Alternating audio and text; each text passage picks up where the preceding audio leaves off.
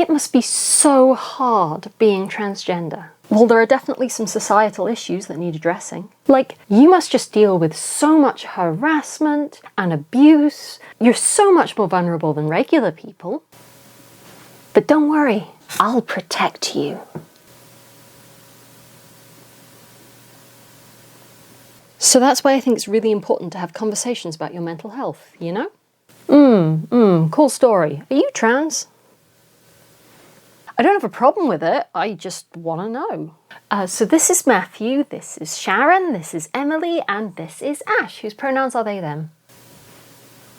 Have you seen the new project from famous Instagram? I love her work. Oh, do you like them because they're trans? Is she? Oh, yeah, it's pretty obvious. Like, if you look at the length of their fingers in relation to each other, they were definitely assigned male at birth.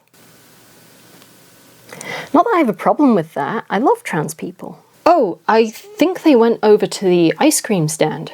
I just think it's so great you don't assume pronouns.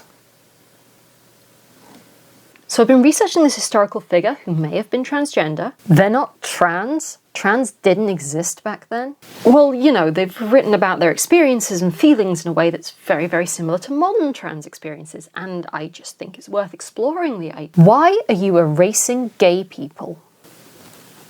Oh, and can I get a vegan sausage roll as well, please? Sure thing, ma'am. Excuse me? They are not a man. They are non-binary and they use oh my god. Ma'am, this is a Greg's. I can't believe you're trans. You're prettier than I am. Hey, can I just check I'm using your correct pronouns? Thank you. I use they, them. Okay, because that person over there used he, him, and you didn't correct them. I think I'm going to play a male character in this next game. Oh, cool. Only obviously he'll be a trans man because I don't look like a man. Oh, so you know about period cramps. Interesting, interesting. Hello, friends.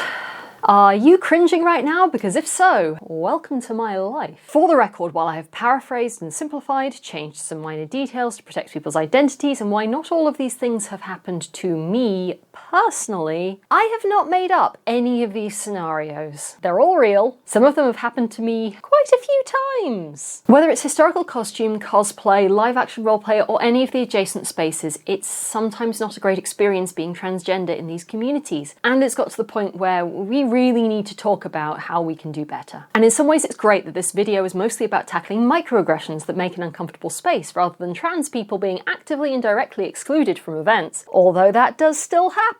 But the sheer volume is kind of overwhelming. If you think your community is inclusive and welcoming, but you recognised any of those snippets at the front of the video, we've got work to do. I should also make it clear that while I had help working on this video, this is not the be-all and end-all of trans inclusion. I cannot speak for all trans people, or even all the people who worked on this video with me. This video will not magically solve all of your problems or answer all questions, and there is not one font of wisdom that will give you the correct way of doing things. Everything that follows is my opinions, based on the things that I have experienced and understand to be common issues. Do I need to be inclusive of trans people if there are no trans people in my social circle?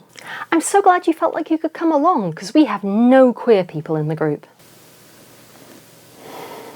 And we're really trying to be inclusive, you know? I'm clearly going to say yes, but let's just take a step back from this question for a second. How do you know? People, and I don't just mean cis people, a lot of trans people do this too, people are obsessed with the idea that they can tell. They are welcoming and inclusive of trans people, they support trans rights, they do the work, it's just that they can tell. They can obviously tell who was assigned what gender at birth. My friend, you cannot. Some trans people choose not to widely disclose the fact that they are trans once they feel they've completed their transition, and in many cases, they pass as a cis person in social situations. There are also people who are just starting to figure things out, or people who are non-binary and genderqueer who don't fit the idea of what a non-binary person looks like, don't get me started, who often don't disclose the fact that they're trans except to close friends because it just makes life easier. And that's just two possible examples. There are trans people in your social circles, there are trans people in your groups and societies, there are trans people at your events. There are trans people everywhere, and you often cannot tell who they are. So move forward on the assumption that trans people are already there and they should not need to disclose the fact that they are trans to you in order to be treated fairly and with respect. Use inclusive language. Okay, ladies,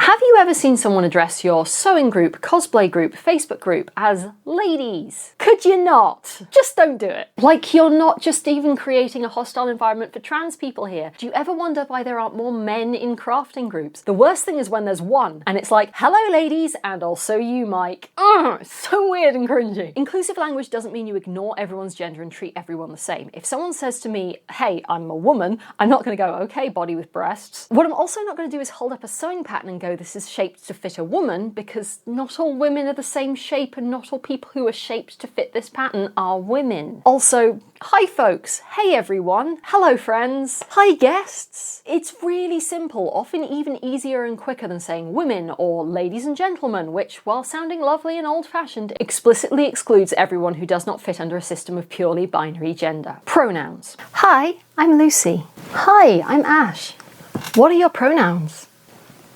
They, them? Oh, great. I was worried you were going to say something like, I don't use pronouns.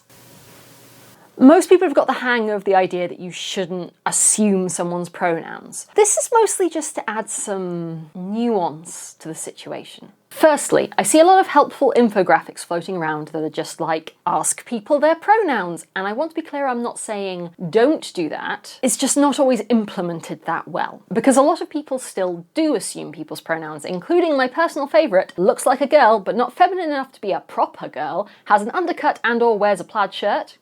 They, them, right? Which means that they only ask you for your pronouns if they're not sure, which means you did something weird and they think you're trans, just not very good at it. In a work environment, if you're introducing someone on a panel, if you're giving someone a shout out on your YouTube channel, if there's some kind of formal framework, absolutely you should ask. If you're friends or colleagues and you're going to have to interact a lot, you need that information. That's a conversation you can have. But if you're meeting for the first time ever in a busy or relaxed social situation where it's not necessarily that you know right now what pronouns they use, offer your pronouns, make space for them to do the same. Hi, nice to meet you. I'm Lucy. My pronouns are she, her. If you're asking your participants for their pronouns, make sure everyone knows that you're asking everyone. If you're making a Google form, include a dedicated space for putting your pronouns. Don't make it mandatory. Some people are going to be weird about it for transphobia reasons, but also some people aren't ready to come out to you yet. Some people will just not want to be the obvious odd one out if they don't know you yet. Or maybe they're still figuring things out and all you're going to do by forcing the issue is get them to lie and make everything more awkward later, something I'm very familiar with from personal experience. So don't insist people give their pronouns, but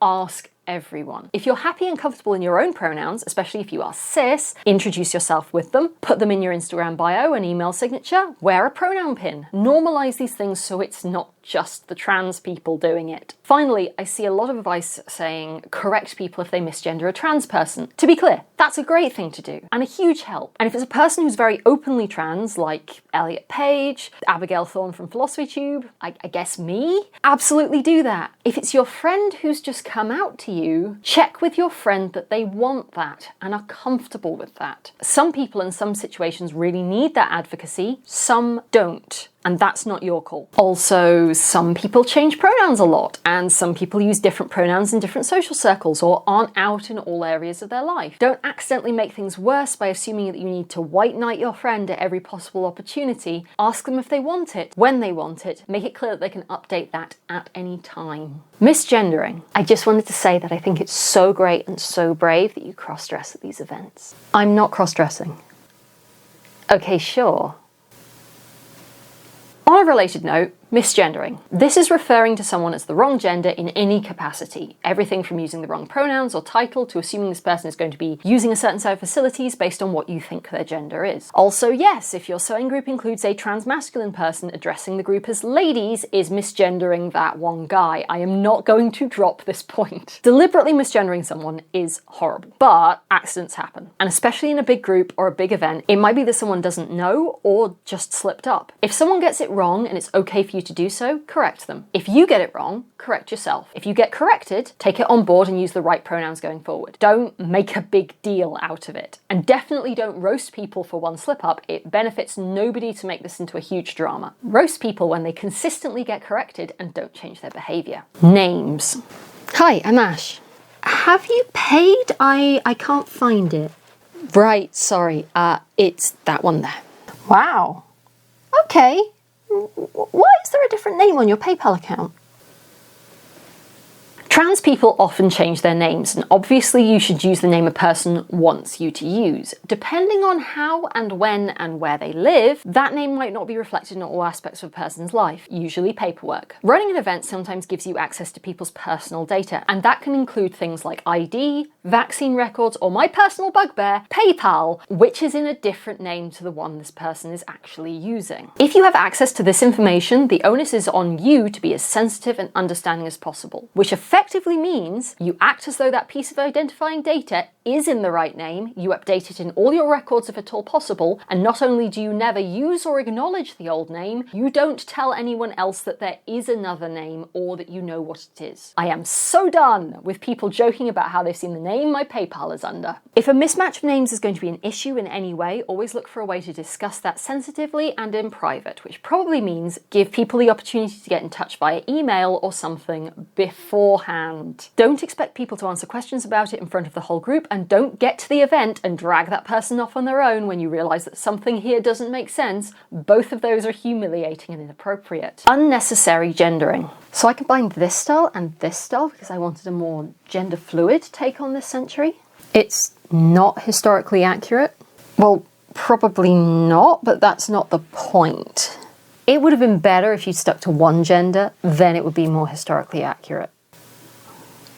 Have a think about the kind of events that you run. Historical costuming, for example, absolutely loves a ball, and you can see why. But a ball is the worst possible event for me. Gender roles are heavily entrenched in every part of this, from the dancing to the costumes. Does your event crown a king and queen of the day? Do you have girls versus boys activities, colour schemes, or just use that as a convenient way to split the group? Do you bar women from the battlefield? Or do you just require a certain level of historical accuracy that doesn't accommodate changes to heavily gendered styles? Do you use gendered historical terms like prince or sir for certain game roles? Even just picking a specific era that you're theming this event around can cause issues. Victorian events for me are a very binary choice. Do I want the nice costume that I can sew myself and to get misgendered all day? Or do I want to wear a black suit and not be able to dance very well and probably still get people assuming I'm cross-dressing? But if your event allows any historical era, I can probably find something I'm more comfortable in. That doesn't mean you can't ever have these events. Just think about whether the gendering is necessary, whether you are running other events that are more flexible, or if all your events are heavily gendered, and how you could adjust things to make it clearer that not everyone wearing a dress at your Victorian ball is or wants to play the role of a woman. Don't assume female. So I'm actually working on an 1860s project. Oh, awesome! Crinolines! Because it's a dress, right? You're making a dress. Obviously you're making a dress. Not everybody who sews is a girl. Not everyone is making a dress. Before you jump in with, oh, I love gowns from that era, or she looks so good, take a second to consider how awkward it's going to be if the person has to go, I'm making a man's costume, or I'm not a woman. And if you don't think that's awkward, trust me, it's awkward for them, because you've just established that you thought they were one of the group, but actually they're weird and different. It takes 2 seconds to say something gender neutral, or just ask, oh, I love that era. What are you making? Don't be weird. So look normal. Look more normal, more normal. But relax. Gender is a very personal thing with a lot of baggage. A lot of people have their own complicated relationship with it, even if they're cis. The way this manifests is often people just saying the most bizarre things you have ever heard, focusing on the weirdest details, making awkward generalized statements. So this is one of the hardest ones to articulate, but the short version, take a step back and think to yourself, would I say that to or about a cis person? Or would this be inappropriate to say if I was talking to a trans person? And if the answer is no, or even I'm not sure, don't say it! If someone is like, that's a weird thing to say, apologise, think about it, don't do it again. Just be normal. Photo etiquette. Does anyone mind if I post this to Facebook? Can I see? You look fine. Okay, but can I see? See, you look fine. Okay, sure, post it to Facebook, but please don't tag me. Oh, whoops, I already tagged everyone. Can you untag me? I'm not sure how.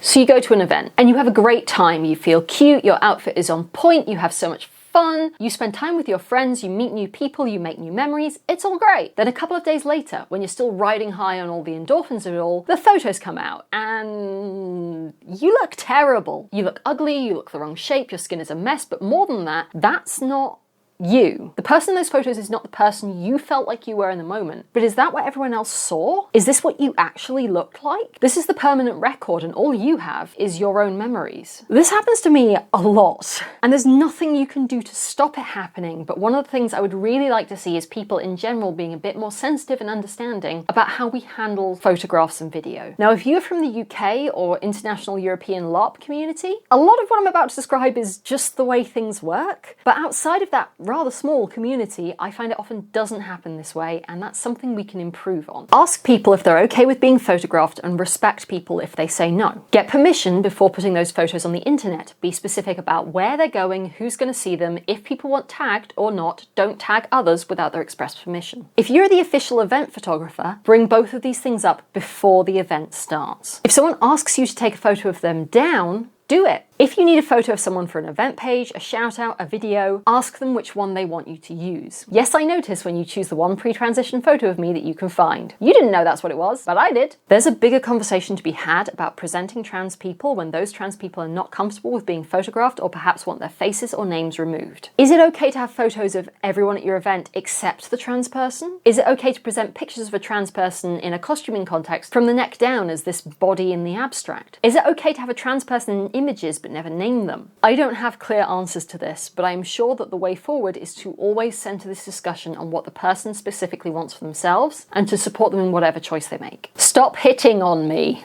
Oh, so you're not a woman? No, I can see why the corset and petticoats would be misleading, but no, I am not a woman. That's super hot. Like that you dress like that when you're not a girl? Really sexy. Totally hot.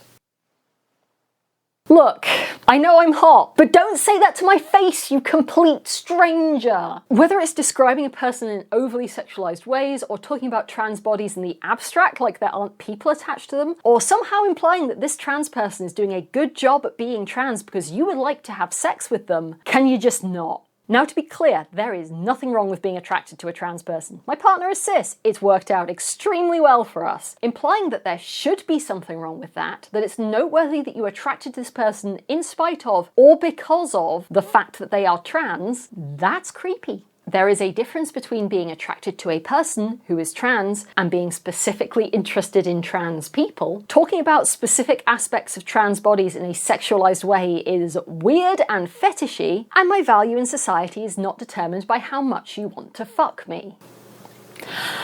Well, I hope you've enjoyed is probably the wrong word, but I hope you appreciated this video. As always, there's a link to my Ko-fi in the description if you'd like to show your appreciation via the international language of money, because boy was this tough to write. And on that note, I would very much appreciate it if, whether or not you were able to contribute financially, you shared this video around, because YouTube has a habit of burying trans-related stuff, and for obvious reasons I think this one's important. Subscribe if you'd like to stick around for slightly more costumey content. Trust me, I'm not going to be doing this sort of thing too often. Play nice in the comments. Follow me on Instagram for mostly pictures of my cat.